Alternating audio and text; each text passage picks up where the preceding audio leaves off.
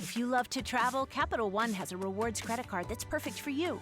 With the Capital One Venture X card, you earn unlimited double miles on everything you buy. Plus, you get premium benefits at a collection of luxury hotels when you book on Capital One Travel. And with Venture X, you get access to over 1,000 airport lounges worldwide. Open up a world of travel possibilities with the Capital One Venture X card. What's in your wallet? Terms apply. Lounge access is subject to change. See CapitalOne.com for details. Looking for these better days. It is Football Friday, October 10th. I'm Scott Seidenberg. Football Friday, part 2, to help you make today a better day. Joining me is Jared Smith. Normally, Jared just does the NFL episode with me, which you probably listened to earlier here on Friday morning, but he was kind enough to stick around and record a college football episode because, Jared, I know you're on Fox Sports Radio every Saturday morning previewing the college football slate, and then you do some work on VSiN as well during the Live Bet Saturday shows talking college football. So I figured, let's just get you to talk more college football. Like, why not? I love it. I mean, listen, it's a nice it's an appetizer before I do my live radio show on Saturday mornings. But listen, we're at the point now in the year we're locked in. I mean, we're halfway almost through the season for most of these teams. It's a unique season for sure. I think we're going to have some really fun college football playoff debates coming up in about a couple months. Oh, yeah. Well, let's talk about the big top 25 games, and we'll start with the big noon kickoff. Number 1, Ohio State against number 17, Illinois. Up on the FanDuel Sportsbook right now, Ohio State a 14.5-point favorite, Jared. It feels like a big number to lay here with the Buckeyes. The concern that I have if anybody or if we're thinking about backing Illinois in this spot is that it feels like the Ohio State defense should be able to get after the quarterback and cause a lot of havoc here. Illinois has allowed the third most sacks in the country at 19. Meanwhile, Ohio State has the fewest tackles for loss allowed, so they're not going to allow you into the backfield. They're the second best third down defense. They're the number 1 red zone defense. It feels like a spot where they're going to be able to limit Illinois offensively. I agree. I wouldn't take the points with Illinois in this game. We see what happens when they manage up with talent. I think Illinois is going to be really scrappy against the mid-tier teams in the Big Ten. They pulled one out against USC. They were fortunate, right? Caught a couple breaks, even though they got absolutely roasted by Mekhi Lemon. But I think when push comes to shove, when they face that top-tier talent, I think this team is just a very average team. I think the hype train on the Illini coming into the year was not the right angle. I think Indiana is significantly better than them in the Big Ten. I think the Big Ten is worse than we expected. Last year, the Big Ten got 4 at-large teams. There is no chance you're getting 4 this year. Absolutely no chance. They're lucky they get 2. They'll get the Big Ten winner, probably going to be either Ohio State or Oregon, and then they'll get the loser of that, and then probably Indiana. Like, I think that's kind of where I draw the line on the Big Ten this year. Maybe Michigan can sneak in, right? Maybe they'll get a third at-large team. But last year they got 4. And now I think 2 is kind of my median where maybe you get a Michigan that sneaks in at a 9-3. But I am not high on this Illini team, and I think they're going to continue to show you why, that they're just kind of an 8-4, good, not great football team. Yeah, what was crazy is before the season, I was asking everybody if I told you over or under 3.5 Big Ten teams in the college football playoff, because I said we're guaranteed. Everyone said over because it's like, well, you're guaranteed 3, right? It's going to be Penn State, Ohio State, and Oregon are going to get in. And then it's like, who's the 4th team? Maybe it's Indiana. Maybe it's Illinois. Maybe it's Nebraska's year. But, I mean, clearly Penn State's not getting into the playoff. No. They're out. So it's definitely going to be 2. And we'll see if it's going to be 3 at some point. We'll talk about more Big Ten games coming up here in just a moment. I want to go in chronological order here. So the other early game is number 8, Alabama at number 14, Missouri. And I think, we talk about adjustments in the NFL all the time, Jared, about how we have to, change our power rankings and change our opinions. I don't think there's been a bigger opinion change, at least for me, so far in this college football season than acknowledging how good of a quarterback Ty Simpson is. And I know Joel Klatt on his show had the quote saying, if his last name was Manning, we'd already be giving him the Heisman Trophy. Agreed, 100%. And I think he's right. He's right. Because Ty Simpson didn't have all the hype. He did have a bad game in week number 1 in the rain against Florida State. But since then, he has played like a top 5, if not top 3 quarterback in the country. 100%. I can't say it any better myself. If you want to know what I'm seeing on film, it's not his physical traits that separate him. I say this all the time about the quarterback position. We are so enamored with the flash and the substance. What we don't see is what takes place before the ball is snapped, and then the 1 to 3 seconds before the ball is thrown. We ignore that. We just focus on the result of the play, and we are not focused on the process of playing quarterback. What is the coverage? What do I have? Where is my hot? Am I sliding to protection? These are things that we as football fans, the average football fan, takes for granted when we are watching the games. A college kid, who, by the way, was the highest ranked recruit ever at the quarterback position coming from the state of Tennessee, which that's a pretty damn good quarterbacks in their day. This kid was elite with his physical tools. But what I'm noticing is his ability to grasp the offense, absorb it, regurgitate it back to his team, and then execute it with precision. It helps that he has Kalen DeBoer and Ryan Grubb, who I'd consider to be a top 5 unit in terms of their play calling and their offensive scheme. But he also has 3 elite receivers. He has Isaiah Horton, just an alpha X, 6'4". He's got Bernard, who's kind of the swing man. He can put him anywhere on the field. They line him up in the backfield. They run jet motion. And then Ryan Williams is the best slot guy in the country. And oh, by the way, Jam Miller, who hasn't really run it well this year, ran it well last week against Vandy, starting to get some rhythm in the run game. I mean, if they ever develop a running game, forget it. Forget it. Mizzou is the opposite, right? They're 5-0. I don't know how good they are, because I think the best team they've beaten so far is maybe Kansas. Like, I know they beat South Carolina, but Sellers was banged up. They committed a ton of penalties in that game. And if you watch the film of that South Carolina-Mizzou game, receivers were running buck wild in the secondary against Mizzou. So if they can't get pressure on Simpson and Bama's chilling back there in the pocket for 3 or 4 seconds, they're going to shred this Mizzou secondary this week. Now, Mizzou's strength is the front 7. They've got some elite guys, Zion Young, Damon Wilson, and McClellan in the middle is a Florida transfer, absolute monster, 330. They have a chance against this Bama O-line to create some push. That could neutralize things a little bit. But if Bama can 1-2-3 throw, get it out, stay on schedule, this feels like belt to ass. This feels like 42-20 kind of score line for Bama here. And you're like, wow, Simpson's the guy. Yeah. Yeah, I wanted to bet Alabama team total to go over in this spot because I do think they put up points here in this matchup. All right, let's go to the biggest matchup here in the Big Ten right now. Number 7, Indiana at number 3, Oregon. And right now up on the FanDuel Sportsbook, it is the Ducks as a 7.5-point home favorite, total of 53.5. Now, both teams are coming off of a bye, so I do think that the travel is mitigated because of the bye situation here for Indiana. These are 2 of the top teams in college football without a doubt. If you look at every statistical category, they're top 5 or top 10 in nearly every metric. Both quarterbacks don't turn the football over, so they play clean football. To me, it comes down to Oregon's big men up front. We talk about the trench report in the NFL. The trench report here in college football is the reason why I'm on Oregon here. They've only allowed 1 sack all season and the second fewest tackles for loss allowed in the country. They are getting the push up front, and I think that's going to be the difference in this football game as to why I like Oregon to win and cover. Agreed. I think there is some volatility in this game, whereas I feel less like worried about Bama covering as a favorite. I am a little worried about Oregon covering as a favorite just because the number's a little bit bigger, and I think Cignetti's a wild child. I don't know what tricks he's going to pull out of his sleeve for this game. But on paper, it feels like Indiana's offense, especially the right side of their offensive line, is going to struggle. And I think that Oregon pass rush, Mateo Uiagalelei, that is the younger brother of DJ, the quarterback. He is Oregon's best pass rusher. I think he's going to have success in this game against the right side of that Oregon, or against that Indiana offensive line. I was down on their interior guys watching them on tape against Northwestern. Bear Alexander and Amari Washington, they were kind of sluggish in that game at Northwestern, and then they went to Penn State and looked like the 85 Bears. So maybe it's like they just were kind of sleepwalking against the crappy Northwestern team, and then the lights went bright at Happy Valley, and then they raised their level. So you would expect that level to be high again in this game.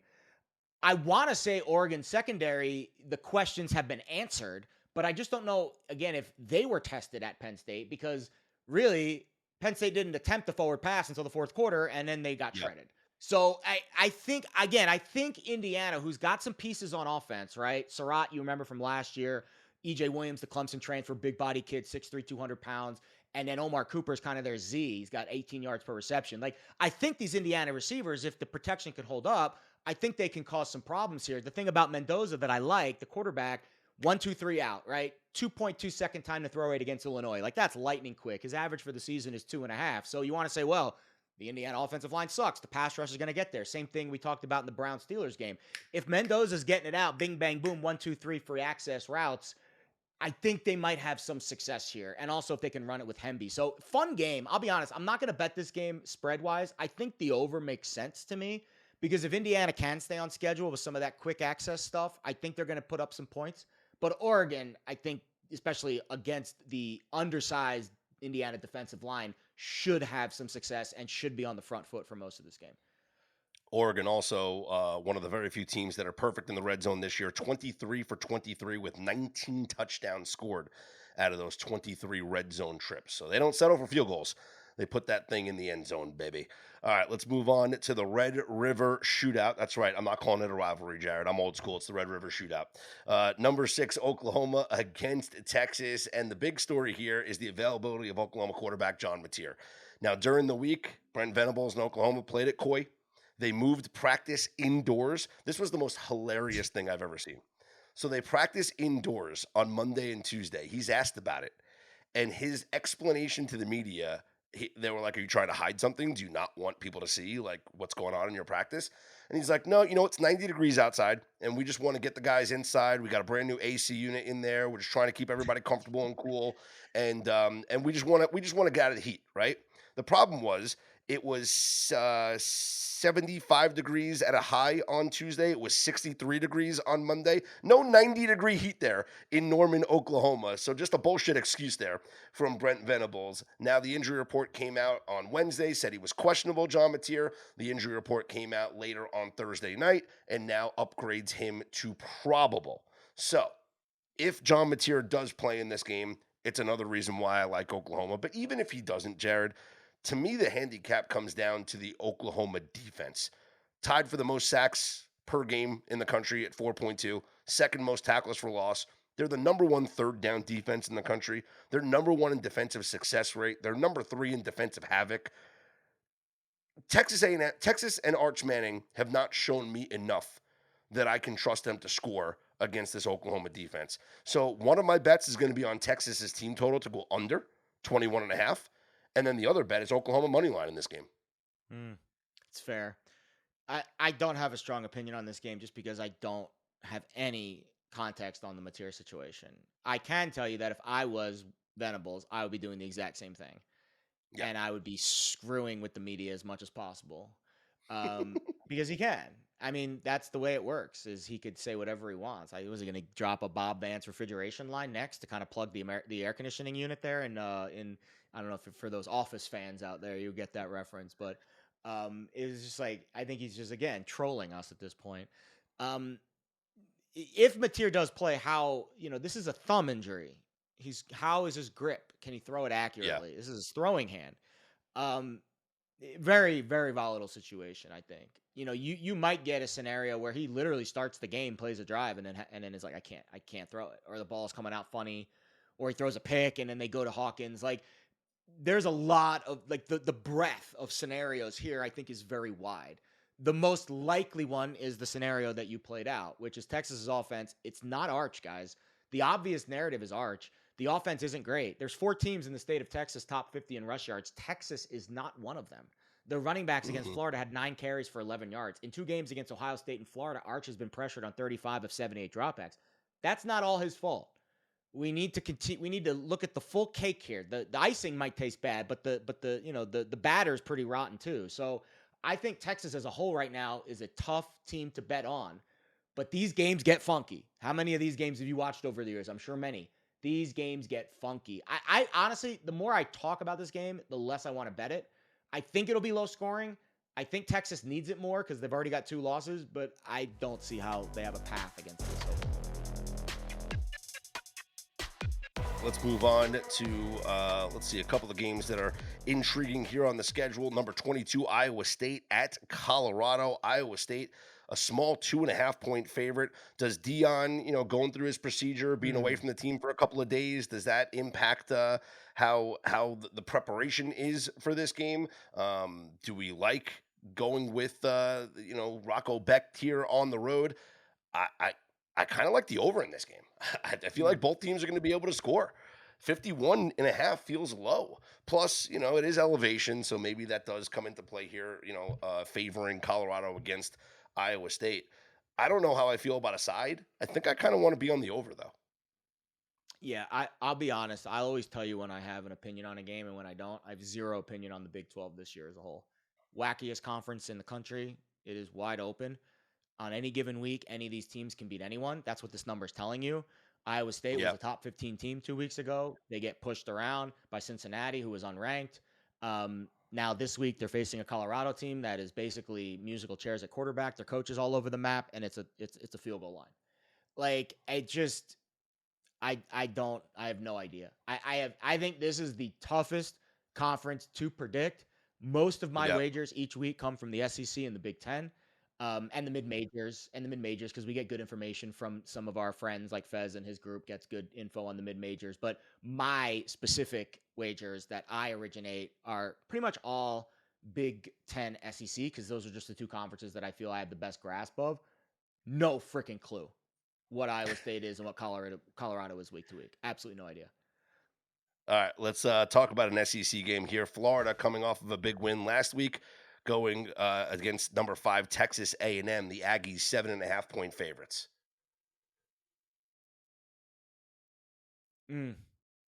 This is an underrated game. Honestly, it is. I thought Florida ran it well last week, pretty decently against a Texas defense that's also pretty solid. Obviously, Reed's the engine for the Aggies. Le'Veon Moss is fantastic. I love both receivers, Concepcion and Craver. This is an offense that went on the road and dropped 40 on Notre Dame. They commit few too many penalties for my liking, but I think the core of this team actually is the heart of their defense.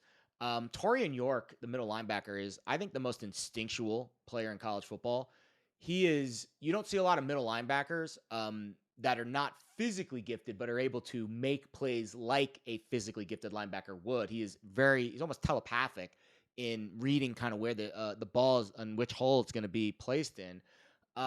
I think over a touchdown, Florida's the bet, but I wouldn't be shocked if A&M wins and covers. It's probably a no play for me.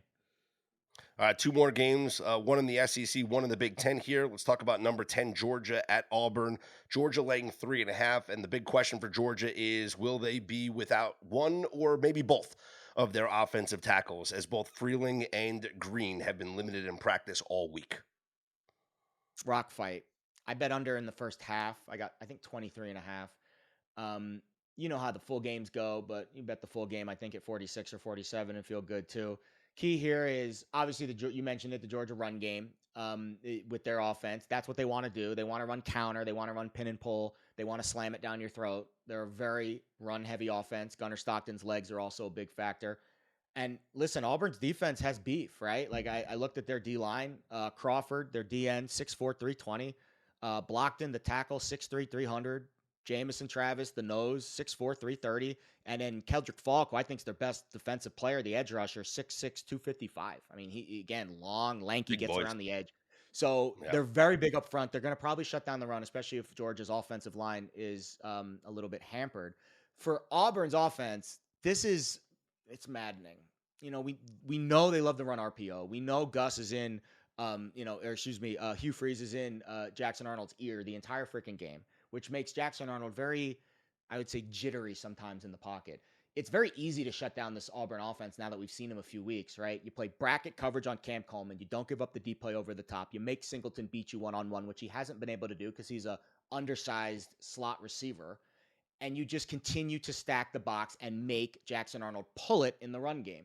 And that is the recipe to turning Auburn into a very one-dimensional offense. Cam Coleman could beat you. He is an X factor.